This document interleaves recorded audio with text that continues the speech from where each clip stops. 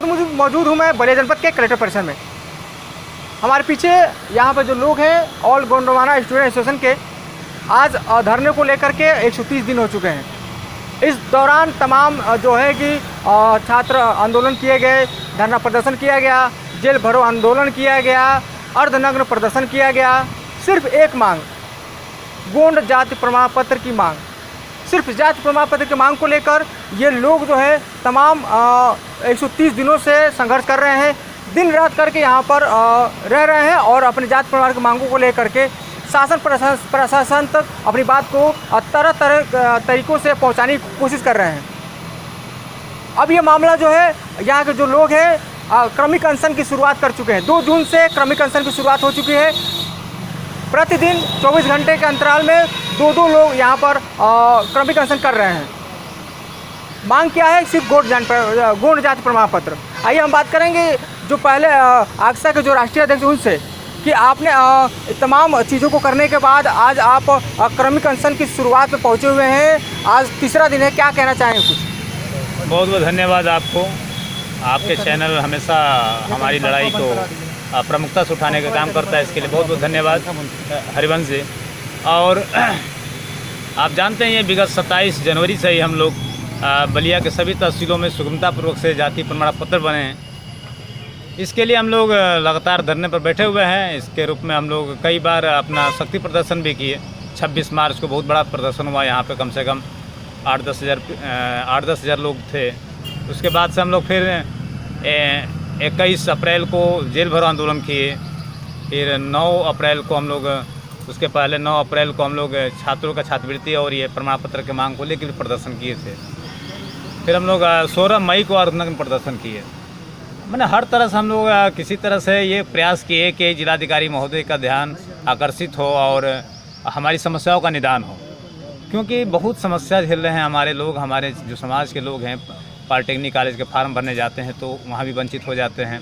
नया कोड जो है पहले 10 अंकों का होता था, 11 अंकों का हो रहा है, ऐसा करके नहीं ले रहा है। तो बहुत समस्या है तमाम। अभी देखिए पुलिस की भर्ती आने वाली है, उसमें भी नया फार्म मांगे, जाति प्रमाण पत्र मांगा जाएगा।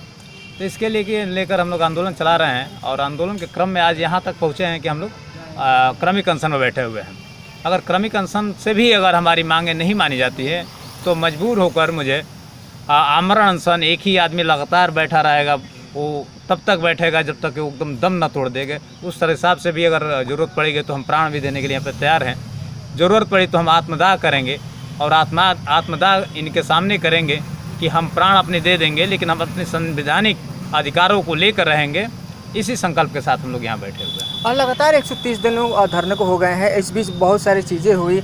इसी जनपद में जो है कि गोंड जाति प्रमाण पत्र दे करके नगर पंचायत का चुनाव कराया गया, अध्यक्ष बनाया गया और एक ही जनपद में जो है कि जाति प्रमाण पत्र यहाँ के जो अधिकारी उनके द्वारा निर्गत नहीं किया जा रहा है। इसी जनपद में एक महिला के साथ दुर्व्यवहार भी किया जा रहा है गोंड जाति प्रमाण पत्र बनवाने को लेकर के।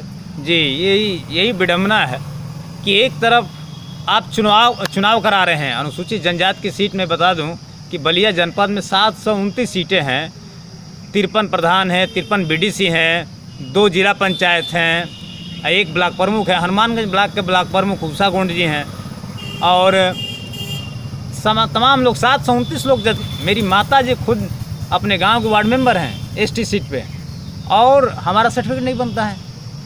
बड़ी विडम्बना है। और ये किस तरह से लोग पढ़ते हैं, जब आईएएस की तैयारी करनी होती है इनको तो दिनों रात पढ़ते हैं। जब आईएएस नहीं बने रहते हैं तो दिनों रात एक कमरे में बंद होकर पढ़ते हैं। लेकिन जब ये आईएएस बन जाते हैं, पीसीएस बन जाते हैं तो इनको 2 मिनट शासनादेश का पढ़ने के लिए इनके पास टाइम नहीं है। ये दुख की बात है और हमारा संघर्ष ऐसे ही चलता रहेगा। हमारे साथी मुन्ना प्रधान जी हैं जो खुद ही अनुसूचित जनजाति की सीट पर प्रधान हैं और ये धरने पर बैठे हैं कि इनका सर्टिफिकेट बने।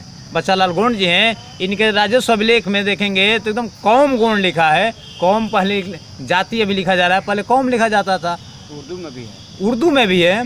लेकिन प्रशासन को शर्म आनी चाहिए। कितना शासनाधीश होने के बावजूद गांव, ये जनपद के अन्य लोग भी इनको गाली दे रहे हैं। मैंने ये कह रहे हैं कि कैसे प्रशासन के लोग चलाने वाले हैं कि ये शासनादेश देखने के बाद भी, साक्ष्य देखने के बाद भी और लिख दे रहे हैं कि कोई साक्ष्य स्पष्ट नहीं है। और हमारे साथ यहाँ पर प्रदेश महासचिव भी हैं। हम आपसे ये जानना चाहेंगे कि इस क्रमिक अनशन की शुरुआत आप दोनों लोगों ने की थी, क्या सोच रही, कैसे ये चीज़ आई, अब जो है इसका परिणाम आगे क्या होने वाला है, आगे की रणनीति आप लोग क्या होने वाली है इस प्रमाण पत्र को लेकर के? देखिए, ये आज धरना 130 दिन हो गए हैं धरने को, और क्रमिक अनशन का चौथा दिन है। शुरुआत में मैं सुरेश शाह और राष्ट्रीय अध्यक्ष मनोज शाह जी, हम दोनों लोग क्रमिक अनशन की शुरुआत किए। ये एक हमें लड़ाई लड़ने की एक आगे की प्रक्रिया है। जब ये जिले के प्रशासन के लोग अपने मद में चूर हैं, एकदम शासन को न मानना, ये शासन की अवहेलना है। भारत के राजपत्रीय राजपत्र की अवमानना है ये, क्योंकि संविधान शासनादेश कहता है कि उत्तर प्रदेश के 13 जनपद में, बलिया सहित 13 जनपद में जो गौड़ निवास करते हैं, 4 जनपद और जुड़ जाते हैं तो 17 जनपद होते हैं। 17 जनपद में जो गौड़ निवास करते हैं वो अनुसूचित जनजाति के व्यक्ति हैं। तो आप कौन होते हैं, आप कौन होते हैं ये कहने वाले कि हम प्रमाण पत्र आपको नहीं देंगे? ये सरासर जो है कि इनकी उद्दंडता है। ये सरकार ने हमें एसटी का सर्टिफिकेट दिया, सरकार ने हमें एसटी में आदेशित किया, और जो है कि ये सरकार के अंग हैं। ये जितने जिले के अधिकारी हैं ये सरकार के अंग हैं, ये सरकार के अंग हैं, और ये जो है कि सरकार को बदनाम करने की साजिश कर रहे हैं। हम यहाँ के जो भी प्रतिनिधि हैं, विधायक हैं, मंत्री हैं, जो सरकार के मंत्री विधायक हैं, उनको तो चाहिए कि चढ़ बढ़ करके इसमें जो है कि गौड़ों के साथ खड़े होकर के और इस संवैधानिक अन्याय की लड़ाई में वो हमारे साथ होकर के और प्रमाण पत्र दिलवाने का काम करे। क्योंकि ये सरकार का जो है कि इसमें दिक्कत हो रही है, सरकार की तौहीनी हो रही है, और सरकार की तौहीनी होगी तो कहीं ना कहीं जो है कि प्रतिनिधि होने का आपका दायित्व जो है कि नहीं रह जाता है। आप अपने जो है कि दायित्व से वंचित हो रहे हैं। इसलिए आप प्रतिनिधि को जो विधायक मंत्री हैं उनको चाहिए कि सरकार की व्यवस्था को बनाए रखने के लिए डीएम तहसीलदार से मिल करके और गौड़ जात का प्रमाण पत्र सुगमता पूर्वक बनाने का काम करिए। क्योंकि यहीं पे आपने अभी कुछ दिन पहले देखा कि यहीं पे मनियर में अध्यक्ष का उपचुनाव होता है, नगर पंचायत अध्यक्ष का उपचुनाव होता है, जिसमें 4 गौड़ों को लड़ाया जाता है। 4 महिलाएं, गौड़ की महिलाएं लड़ती हैं, 2 निर्दल और 2 जो है कि एक भाजपा से, एक सपा से, और भाजपा की प्रत्याशी बुचिया देवी जीतती हैं। यही डीएम साहब उनको जो है कि प्रमाण पत्र, जीत का प्रमाण पत्र देते हैं और फिर शपथ भी कराते हैं। तो वो कौन सा कानून आ जाता है, वो कौन सा नियम आ जाता है कि आप जो है कि यहीं 15-20 किलोमीटर दूरी पे आप मंदिर में चुनाव कराते हैं, प्रमाण पत्र भी देते हैं, अनुसूचित जनजाति का प्रमाण पत्र देने के बाद चुनाव कराते हैं, और यहाँ पे आप प्रमाण पत्र न देते हैं। और फिर दूसरी बात एक और है कि कुछ दिन पहले ही अभी डीएम जिलाधिकारी महोदय और 6 तहसीलदार, जिलाधिकारी और 6 तहसीलदार माननीय हाई कोर्ट में वो शपथ देते हैं कि हम 3 नवंबर 2021 के शासनादेश के क्रम में हम बलिया में प्रमाण पत्र दे रहे हैं लोगों का, और जिनके पास फसली है तो फसली के आधार पर दे रहे हैं, जिनके पास फसली नहीं है तो टीसी, परिवार रजिस्टर और जो है कि उनके पुराने जात प्रमाण पत्र के आधार पे हम इनका जो है कि प्रमाण पत्र सुगमता पूर्वक दे रहे हैं। तो फिर यहाँ पे कौन सी दुविधा आ जाती है कि आप शपथ पत्र में तो कहते हैं कि हम प्रमाण पत्र दे रहे हैं और यहाँ व्यवहारिक रूप में आप प्रमाण पत्र न दे पाते हैं। इसके लिए आपको कहना पड़ेगा, बताना पड़ेगा। एक दिन आप लोगों ने अपने छाती पे लिखा मैं हूँ गोंड, अगले दिन अधिकारी ने लिखा कि यहाँ पे गोंड नहीं है, फिर कुछ दिन बाद एक लिखित आता है कि यहाँ पर गोंडों का जाति प्रमाण पत्र जारी किया जा रहा है। ये सब क्या चीज़ है जो अधिकारियों द्वारा लोगों को गुमराह करके इस तरीके से जो लोग अधिकारी जो हैं लिख रहे हैं और प्रकाशित करवा रहे हैं? देखिए, ये अधिकारी जो है कि अपने आप में उलझुल की बातें करते रहते हैं। इनके पास कोई, ये राष्ट्रपति संविधान का अवमानना कर रहे हैं। इनके ऊपर तो संविधान द्रोह का मुकदमा हो जाना चाहिए इनके ऊपर। तो ऐसी टिप्पणी करना माने एडीएम को ये बहुत ही ये शर्मनाक बात है कि ये जो है कि ऐसी बात करते हैं। अभी हमारे पास उन्हीं का लिखा हुआ 29 मई को उन्हीं का लिखा हुआ एक जो है कि और उनका एक आदेश आता है। ये देखिए 29 मई 2025। ये कौन है सर? अपर जिलाधिकारी अनिल कुमार जी। और जो आपने पढ़ा होगा उसमें भी अपर जिलाधिकारी का नाम होगा।